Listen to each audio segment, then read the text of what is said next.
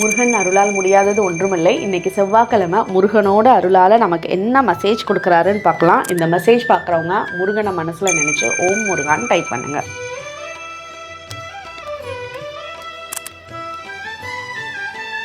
சில நேரங்களில் உங்களை சுற்றி இருக்கவங்க உங்களை நீங்கள் சொல்கிற விஷயத்த அக்செப்ட் பண்ண மாட்டேங்கிறாங்க. நம்ம சொல்கிற விஷயத்த யார் யாரோ கேட்டுக்கிறாங்க, யார் யாரோ நம்மளோட அட்வைசஸ் எடுத்துக்கிறாங்க, நம்மளோட பேச்சு கேட்குறாங்க. ஆனால் நம்மளோட ரொம்ப கூடவே இருக்காங்க, இவங்க தான் உலகம்னு நினைக்கிறோம். ஆனால் அவங்க நம்ம கூட ஏன் ஒத்து போகாமல் இருக்காங்க அப்படின்ற சில கவலைகள் இந்த நேரத்தில் உங்களுக்கு இருக்குது.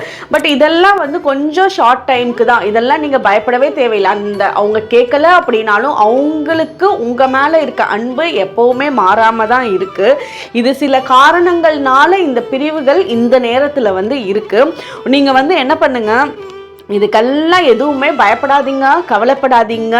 டெய்லியும் காலையில் நீங்கள் முருகனை நினச்சி ஓம் முருகான்னு சொல்லி சரவணபவன் சொல்லி முருகனோட பாடல்கள் பாடி திருநீர் மட்டும் எடுத்து உங்களோட நெத்தியில் வச்சுட்டு நீங்கள் உங்களோட வேலைகளை காலையிலே இப்படி பண்ணிட்டு ஸ்டார்ட் பண்ணுங்க. கண்டிப்பாக அவரோட அருள் உங்கள் கூடயே இருக்கும். இதில் திருஞான சம்பந்தரே திருநீற்று பதிகம்னு பாடல் நாளில் ரொம்ப அழகாக சொல்லியிருக்கிறாரு. திருநீரோட என்ன ஸ்பெஷல் அப்படின்ட்டு நீங்கள் திருநீர் வச்சுட்டு போகிறப்ப அது சாதாரண விஷயம் கிடையவே கிடையாது.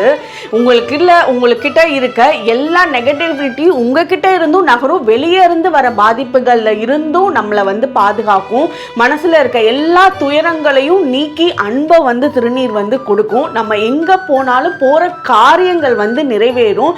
முருகனோட அருள் கூடவே இருக்கு. நீங்கள் வேண்டுறீங்களோ, மனசில் நினைக்கிறீங்களோ, வேற ஏதாவது யோசிக்கிறீங்களோ, நீங்கள் திருநீர் காலையில் வச்சுட்டு போறப்பவே அவரோட அருளும் உங்க கூடவே இருக்கு. இது மட்டும் இல்ல, இன்னும் நிறைய விஷயங்கள் இருக்கு திருநீர்ல. அதனால இது ஒரு சாதாரணமா நினைக்காம திருநீர் காலையில வச்சுட்டு போங்க. எல்லா விஷயமும் உங்களுக்கு அந்த அன்னைக்கு சக்சஸ் ஆகும். ஓம் முருகா.